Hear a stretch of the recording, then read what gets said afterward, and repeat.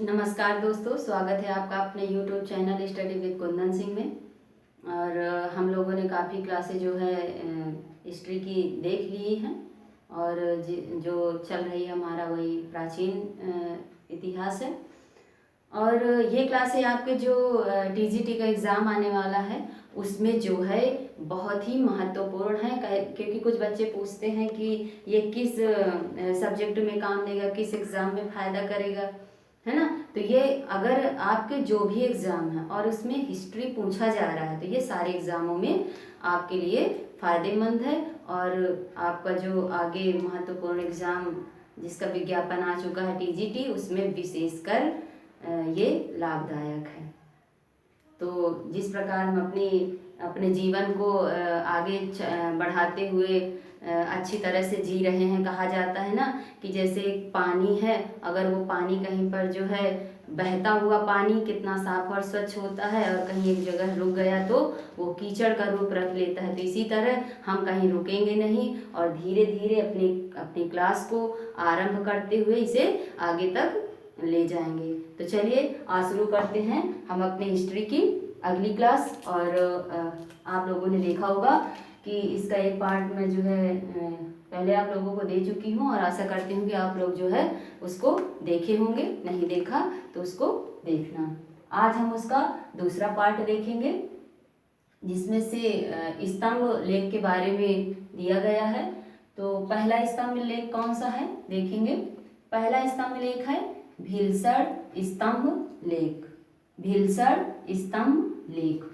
अब पूछा जाए कि यह कहाँ पर है तो बताएंगे भीलसड़ एटा में। कहाँ पर?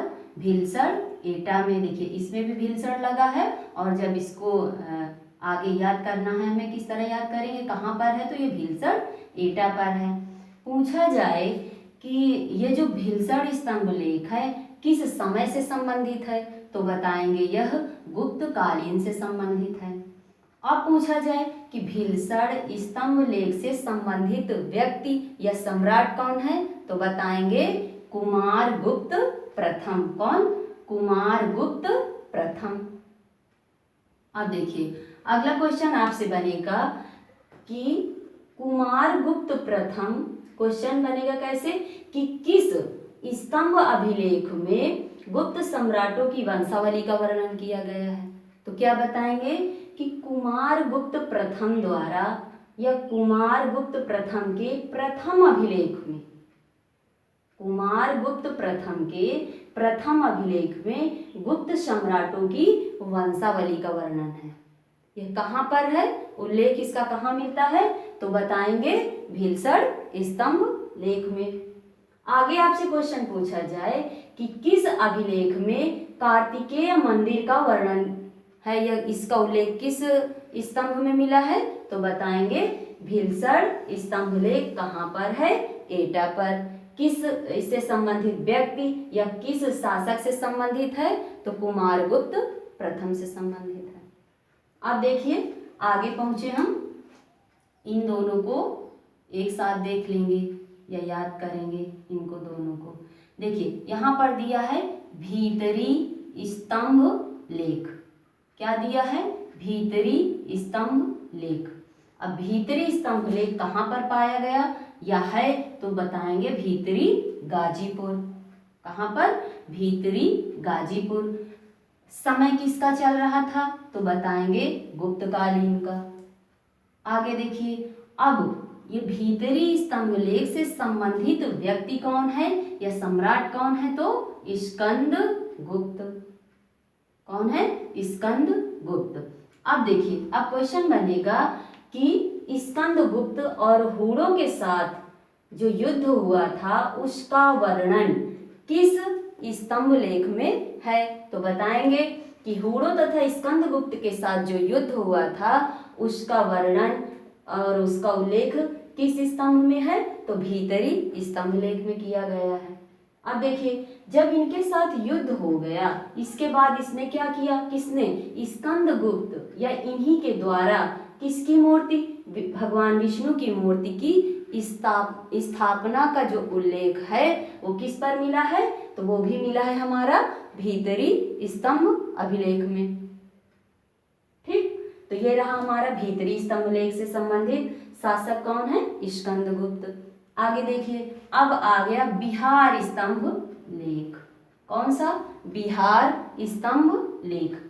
अगर इसको थोड़ा सा साधारण से याद करें तो इसको अगर हम भीतरी बोलते हैं तो इसको बाहरी बोल सकते हैं, और भीतरी बाहरी किससे संबंधित है, स्कंदगुप्त से संबंधित है, याद करने के लिए, है ना। तो देखिए बिहार स्तंभ लेख, बिहार स्तंभ लेख कहाँ पर है, बिहार शरीफ पटना पर, है ना। समय किसका चल रहा था, गुप्तकालीन का। संबंधित व्यक्ति या इससे संबंधित सम्राट या शासक कौन है, तो स्कंदगुप्त। अब देखिए, अगर आपसे पूछा जाए कि अश्वमेध यज्ञ का उल्लेख किस स्तंभ लेख में किया गया है, तो बताएंगे कि अश्वमेध यज्ञ का उल्लेख बिहार स्तंभ लेख में किया गया है। और ये किसके द्वारा करवाया गया था, स्कंदगुप्त के द्वारा, अश्वमेध यज्ञ। और इसका उल्लेख कहाँ पर पाया गया है, बिहार स्तंभ लेख में। और स्कंदगुप्त के द्वारा जो स्तूपों का निर्माण करवाया गया उसका उल्लेख भी कहाँ मिला है, तो बिहार स्तंभ लेख में। आगे देखिए, अब अगले में पहुंचे, तालगुंडा स्तंभ लेख। तालगुंडा स्तंभ लेख है कहाँ पर, सिमोगा मैसूर में। समय कौन सा चल रहा था, तो गुप्तकालीन का। किसमें, तालगुंडा स्तंभ लेख में। अब पूछा जाए कि तालगुंडा स्तंभ लेख से संबंधित व्यक्ति कौन है, तो बताएंगे शांतिवर्मन और मयूर शर्मन। कौन, शांतिवर्मन और मयूर शर्मन। आगे क्वेश्चन बना सकता है कि कदम्बों के इतिहास का वर्णन, इसका उल्लेख किस स्तंभ लेख में है, तो बताएंगे तालगुंडा स्तंभ लेख में। आगे ये जो मयूर शर्मन है, ये जो कदम्ब नरेश, ये सब दक्षिण भारत के हैं, दक्षिण भारत की तरफ के बारे में बताया गया है। तो जो मयूर शर्मन के द्वारा पल्लवों के साथ युद्ध हुआ था, इसका उल्लेख किस में पाया गया है, तो तालगुंडा स्तंभ लेख में। इसके साथ ही साथ जो रचयिता या कवि के रूप में कुब्ज का उल्लेख भी किस में पाया गया है, तो तालगुंडा स्तंभ लेख में पाया गया है। आगे देखिए, अब हम इन दोनों को देखेंगे। देखिए, बौद्ध स्तंभ लेख, बौद्ध स्तंभ लेख है कहाँ, भरहुत पर। कहाँ पर है, भरहुत पर। और समय किसका, कौन सा काल चल रहा था, तो बताएंगे शुंग काल। कौन सा, बौद्ध स्तंभ लेख किस काल से संबंधित है, शुंग काल से संबंधित है। संबंधित व्यक्ति कौन है, तो राजा वासुदेव, राजा वासुदेव। बौद्ध स्तंभ लेख। अब पूछा जाए कि शुंग वंश का प्रारंभिक स्रोत या शुंग वंश के बारे में जो हमें पहली जानकारी प्राप्त हुई है, तो किससे प्राप्त हुई है, बौद्ध स्तंभ लेख से।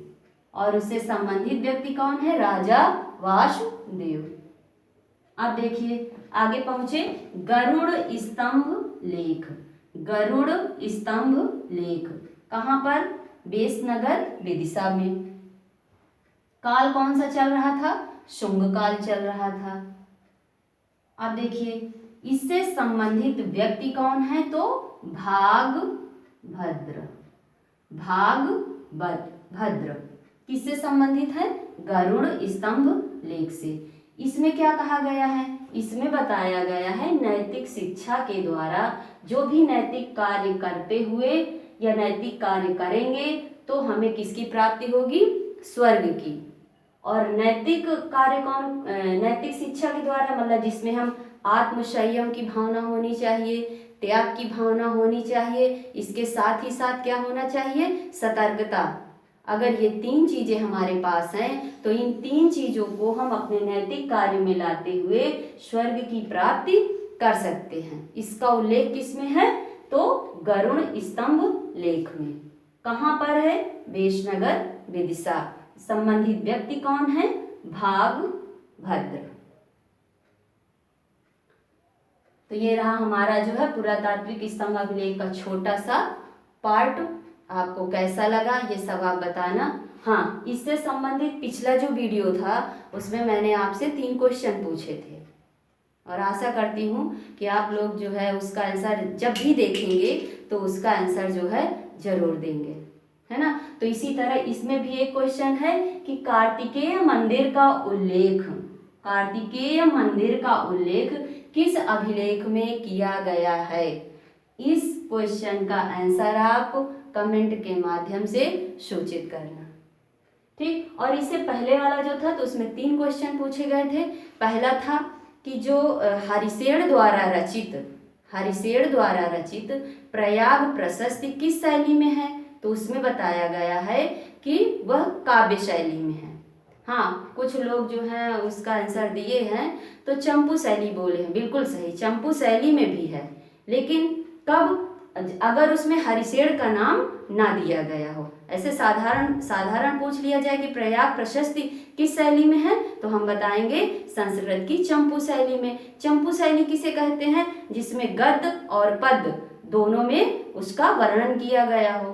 हाँ, प्रयाग प्रशस्ति में है। अगर पूछ लिया जाए आपसे कि प्रयाग प्रशस्ति की जो पहली लाइन है वह किसमें लिखी है, तो बताएंगे पद्यात्मक है, और प्रयाग प्रशस्ति की सबसे जो अंतिम लाइन है वो किसमें है, गद्यात्मक में है। अब पूछा गया था, दूसरा क्वेश्चन था आपका कि प्रयाग प्रशस्ति से संबंधित व्यक्ति कौन है, तो उसका आंसर क्या होगा, समुद्रगुप्त। कुछ लोगों ने बताया कि जो है अशोक हैं, बिल्कुल सही, अशोक भी हैं, बीरबल भी हैं, जहांगीर का भी वर्णन है। तो ये सब उसमें आगे पढ़ाया जाएगा जब आप गुप्तकाल में पहुंचेंगे। अगला क्वेश्चन था कि भारत का सर्वप्रथम उल्लेख किस अभिलेख में किया गया, तो बताएंगे कि भारत का सर्वप्रथम उल्लेख उदयगिरी में प्राप्त हाथी गुम्फा अभिलेख में मिला है। तो जो है जितना मुझसे हो सका, और मैं सोच रही हूँ कि आप लोगों को बहुत अच्छी लगी होंगी ये क्लासें, और बस आप लोगों से यही निवेदन है कि आप लोग जो है इन वीडियो को देखें तथा अपने दोस्तों को जो है दोस्तों तक शेयर करें तथा लाइक और शेयर करें। और इस वीडियो को देखने के लिए आपका बहुत बहुत धन्यवाद।